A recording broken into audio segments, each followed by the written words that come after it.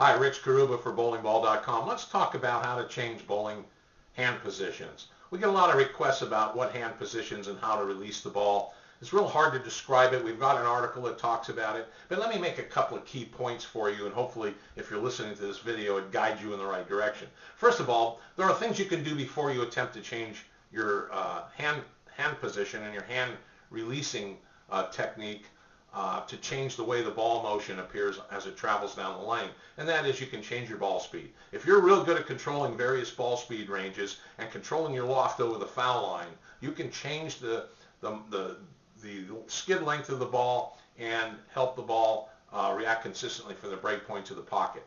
Also, by making a bowling ball change on conditions when you're not getting a consistent reaction and hitting the pocket, you really need to learn your bowling ball arsenal, compare one ball to another, learn when to alter the surfaces when you know you're going to encounter a certain lane condition. By learning bowling balls and changing bowling balls at the right time, switching to a ball with either less or more flare potential to give you the increased or decreased amount of hook potential, and balls that have different length potential ratings to control the skid length, all those things are important to match to a given lane pattern. So it's not just a release change. In fact, I'm going to say something right now. If you get real good at one release and you learn to change balls, change angles, control your speed and loft, most of you bowlers are never going to have to change your release. Maybe just tweak it a little bit, because changing release sometimes involves changing a path of your arm swing, and it changes a path of footwork. The real experienced and high average bowlers are pretty adept at doing that, but it might be difficult for you. So that being said, I will recommend a couple things, or I'll talk a little bit about changing your release, but I highly recommend you look for other adjustments first. Keep it simple. Now, number one, changing your release. If you want to produce you have to decide whether you want to produce a small and consistent hook, which is easiest to control. Most of the time we refer to bowlers as stroker players that do that. A very soft hand action, just enough axis tilt to get the ball to hook moderately, give a good consistent skid length to the ball. It's easy to control, a straighter trajectory, a very modest release of rev rate and axis tilt on your bowling ball. Easier to control more consistently over a longer period of time. But if you're a bowler that hooks the ball a great deal, you've got some other issues to consider. So the first thing we want to do is, and it's very difficult sitting here, we don't have the capabilities of doing videos where we stand up and we can give you full instructional videos. That's not our purpose. We're primarily a retail pro shop. So all I can do is give you a few tips. If you start with your hand underneath the bowling ball, hand straight up, there's really only a couple of ways your hand and wrist positions can be adjusted. Number one is you can tilt backwards and forwards. You can tilt your wrist. There are some degrees of freedom. Start with a straight wrist, tilt back for a longer skid, tilt up for a quicker rolling action, a little bit more power. Secondly, you can cock your wrist or tilt your wrist to the side like this action. You can keep a knife edge, or you can move where it's more closer to 90 degrees between the butt edge of your palm of your hand and the inside edge of your forearm.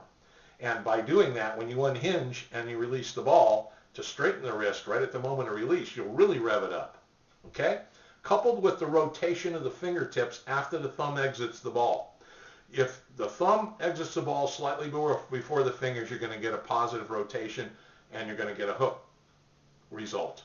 But the quicker the thumb exits the ball and a little bit more of rotation of the fingers, a snappier release of the fingers, and a quick rotation, maybe 1 to 3 inches of rotation from the bottom of the ball toward the side of the ball, would help you increase your rev rate, get the axis tilted a little bit more as the ball travels down the lane. So when the track flare of the ball makes the ball start standing up as it moves down the lane, you're going to see a bigger sweeping controllable hook motion on your bowling ball. All the players determine the amount of rotation, the amount of tilting of the wrist or the unhinging of the cocking of the wrist. All those degrees of movement are the only thing that you can do, any player can do, and it's just how effectively you are at reproducing them consistently, and that's most important. Changing speeds, having a different release technique, rotating the ball too soon, all those things can cause errant deliveries and inconsistent results. You don't want that. So no matter what you do, I would suggest working with the strengths that you have get with your bowling coach, get a couple techniques with some moderate adjustments to your release action, and go with that. And finally, and most importantly, 90% of you out there listening to this video who do not use a wrist support device should use one.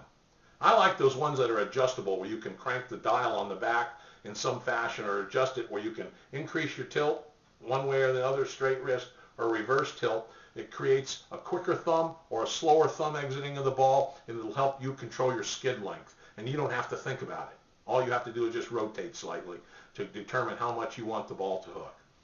So anyway, consider getting a wrist support device, at least practicing with one. It'll help you regulate your moment of release of your thumb more consistently, and it'll help you get better results. Thank you.